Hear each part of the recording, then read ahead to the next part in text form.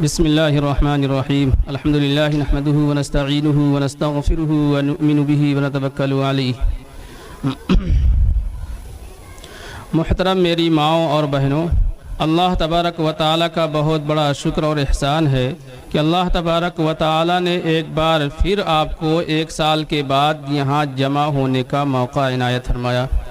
आज ये आपके लिए और हमारे लिए बड़ा खुशी का मकाम है कि जिस मदरसे में आज से 5 साल पहले बच्चियां 5वीं क्लास पास करके यहाँ से निकल जाती थीं और कुर्ब जवार की बेटियां आला तालीम हासिल नहीं कर सकती थीं, इसलिए कि उसका कोई मुतबादिल नहीं था।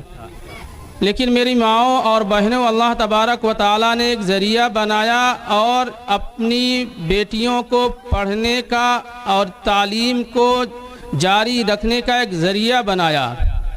लेकिन मेरी माओ और बहनों, बड़ा अफसोस होता है कि आज हम अपनी बच्चियों को दीनी तालीम के साथ साथ दुनियावी तालीम न दे कर के, बल्कि उनको दीनी तालीम से काट कर और दुनियावी तालीम की तरफ हमारा रुझान बढ़ रहा है।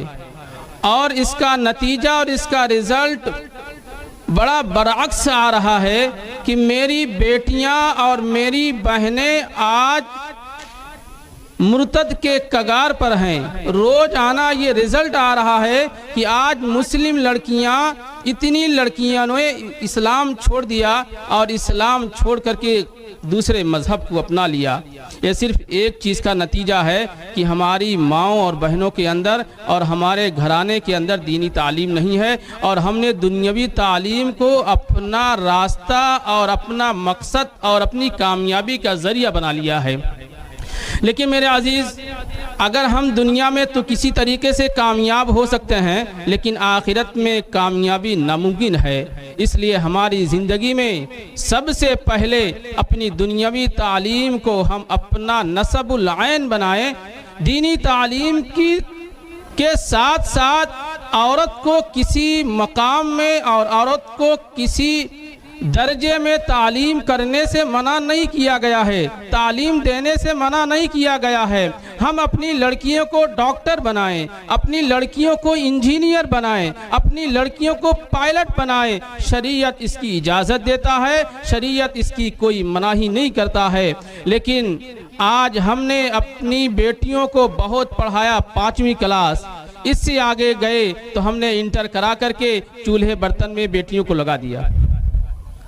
हमें थोड़ा सा आगे निकलना पड़ेगा और अपनी बेटियों को उस मकाम तक पहुंचाना पड़ेगा। इसलिए कि इसमें से जितने लोग बैठे हैं, हर एक ये तमन्ना करता है कि हम किसी गैर महरम डॉक्टर के पास न जाएं। लेकिन जब हम अपने में से किसी को डॉक्टर नहीं बनाएंगे, अपने में से किसी को इंजीनियर नहीं बनाएंगे, अपने में से किसी को पायलट नहीं बनाएंगे, तो हमें मजबूरन गैर महरम डॉक्टरों के पास जाना पड़ेगा और उस फेस और इस चीज़ को फेस करना पड़ेगा जिसको हम पसंद नहीं करते हैं। इसलिए जितनी माएँ यहाँ बैठी हुई हैं, मेरी एक गुजारिश है कि अपनी बेटियों को सिर्फ 12th या इंटर तक की तालीम, हाई स्कूल तक की तालीम देकर अपने को फ़र्ज मनसबी से सुबुकदोश न करें, बल्कि हर एक ये तहैया करे कि हम अपनी बेटियों को डॉक्टर बनाएंगे, हम अपनी बेटियों को इंजीनियर बनाएंगे। इसलिए जो मेरा तजर्बा है, बेटियां जितनी बड़ी हो रही हैं उनके अंदर उतना टैलेंट होता है। ये टैलेंट लड़कों के अंदर नहीं है। इसलिए लड़के दुनिया की तरफ बढ़ रहे हैं और अपने दिमाग को इधर उधर उलझा रहे हैं, लेकिन लड़कियां जितनी बड़ी होती हैं उनका दिमाग उतना पढ़ने की तरफ रुझान बढ़ता है। तो आज ये तहैया करें कि हम सिर्फ 12th तक पढ़ा करके अभी इससे पहले जो बैच निकली है उसमें से कुछ ही बच्चियां शायद पढ़ रही हैं या पढ़ रही हैं तो बस बराए नाम पढ़ रही हैं। किसी तरीके से हमने नाम लिखवा दिया और घर पे चूल्हा बर्तन कर रही हैं और हम उनको पढ़वा रहे हैं। ये एक रस्म है, ये एक रस्म है। हम रस्म को ना अपनाएं, बल्कि जब हम सोचते हैं कि हम किसी गैर महरम डॉक्टर के पास न जाएं तो अपनी बेटियों को डॉक्टर कब बनाएंगे? क्या हमारे पास कॉलेजेस नहीं हैं, हमारे पास यूनिवर्सिटियां नहीं हैं, हमारे पास ज़राए नहीं हैं? हमारे पास सब हैं, सब हैं, हमारे पास पैसे भी हैं, लेकिन हम हर दिन एक नया जोड़ा खरीदते हैं। अगर दावत मिल जाए तो हर दिन एक नया जोड़ा। थोड़ा सा अपने इनके बाप की कमाई को थोड़ा सा इकट्ठा कीजिए और इकट्ठा करके उसको बेटियों की तालीम पर लगाइए। आज हमने चुन लिया, बड़े बड़े स्कूलों को चुन लिया जहां फीस 1000 रुपए, 2000 रुपए, 4000 रुपए है, लेकिन जब बच्चियां 12वीं क्लास 10वीं क्लास पढ़ के निकलती हैं तो नतीजा क्या होता है? वही चूल्हा बर्तन। तो ऐसे महंगे स्कूल में पढ़ाने से क्या फायदा है? हम अपने पैसों को बचाएं और अपनी बेटियों को कम फीस वाले स्कूल में पढ़ाएं और उस पैसे को अपने बाद में इन्वेस्ट करें, उनकी पढ़ाई पर, उनकी इंजीनियरिंग पर, उनकी डॉक्टरी पर। इसी में से कितनी बच्चियां ऐसी हैं जो बहुत टैलेंट है उनके अंदर, लेकिन हमने उनके जहनत को, उनकी जहनियत को और उनके दिमाग को हमने परखा नहीं। उनको परखिए। 12 साल हमने लगाया यहाँ, 10 साल लगाया, 12 साल लगाया, लेकिन फिर वही नतीजा आता है कि चलो लड़कियों के दिमाग में है, चलो करना कुछ नहीं है। हमारी माएँ तो वही करवाएंगी, किसी तरीके से 12वीं क्लास पास करके शादी कर देंगी और हम भी अपने घर जाकर के चूल्हा बर्तन संभालेंगे। नहीं, ये सोच अपने दिमाग से निकालिए। आज जो हाल चल रहा है हिंदुस्तान का और जो मुल्क का चल रहा है, अगर हमारी ज़िंदगी में तालीम नहीं है तो हम उससे लड़ नहीं सकते हैं। लड़ने के लिए हमें हथियार की ज़रूरत नहीं है, लड़ने के लिए हमें पैसों की ज़रूरत नहीं है, लड़ने के लिए हमें तालीम की ज़रूरत है। अपनी ज़िंदगी में और अपनी बेटियों को अच्छे तालीम से आरास्ता करें। अगर हम अपनी बेटियों को तालीम से आरास्ता करेंगे तो इंशाअल्लाह एक दिन मुल्क में ऐसा वक्त आएगा जबकि मुल्क की सरबलंदी और मुल्क का वकार और मुल्क की हिफाजत इन बच्चियों और इन लड़कियों के हाथ में होगा। लेकिन अफसोस है कि हम इसकी तरफ तवज्जो नहीं देते हैं, और अगर बहुत ज़्यादा तवज्जो दिया हमने तो हम दीनी तालीम से काट करके दुनियावी तालीम की तरफ रुझान करते हैं और फिर कुछ दिनों के बाद घर में बैठा देते हैं। इसलिए वक्त बहुत हो गया है। मैं आप लोगों से सिर्फ एक गुजारिश करता हूं कि अपनी बेटियों को और अपनी बच्चियों को और अपनी बच्चियों को ज़्यादा से ज़्यादा दीनी तालीम के साथ साथ दुनियावी तालीम की तरफ रुझान बढ़ाएं और उनको ज़्यादा से ज़्यादा तालीम दिलाएं। इसलिए कि मेरी माओं और बहनों, हज़रत आदम अलैहिस्सलातु वस्सलाम से पहले, इस्लाम की बेअसत से पहले औरतों का कोई मकाम, औरतों का कोई मर्तबा नहीं था।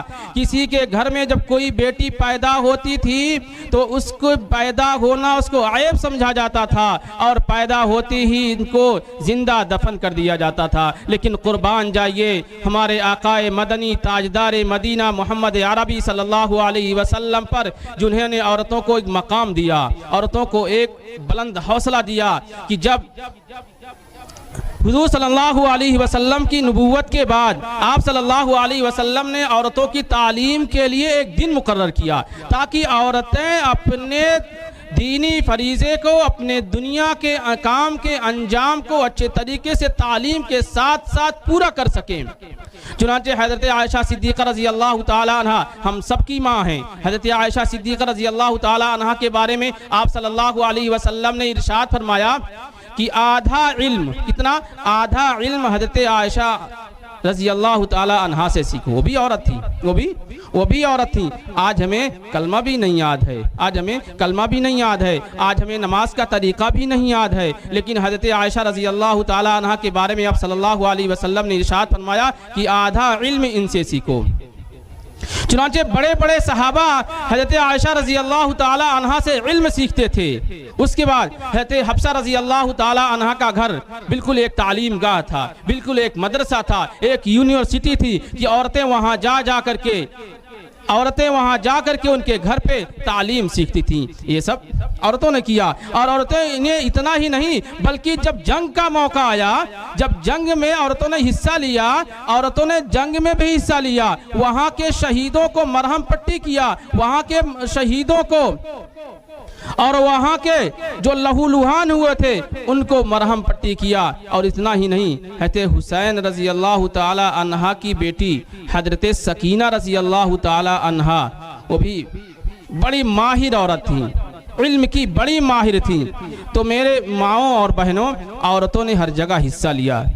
हज़रत आयशा रज़ी अल्लाह ताला अन्हा रज़ी अल्लाह ताला अन्हा के बारे में आता है कि ताजिर भी थी, ये ताजिर भी थी। तो औरतों ने तिजारत भी किया, औरतों ने तिजारत भी किया, औरतों ने जंग में भी हिस्सा लिया, औरतों ने तालीम भी सिखाया।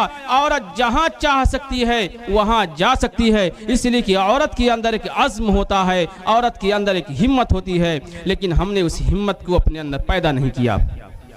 तो हमारा वक्त गुजर गया। लेकिन अब जो हमारी बेटियां हैं, इनकी तालीम के बारे में फ़िक्र करें, इनकी तालीम के बारे में फ़िक्र करें। और चाहे जिस तरीके से हो, हम अपने ज़रूरियात को, अपने घरेलू ज़िंदगी में पैसे को थोड़ा सा कम इन्वेस्ट करें, थोड़ा सा कम खर्च करें, लेकिन बेटियों के साथ पैसा खर्च करें।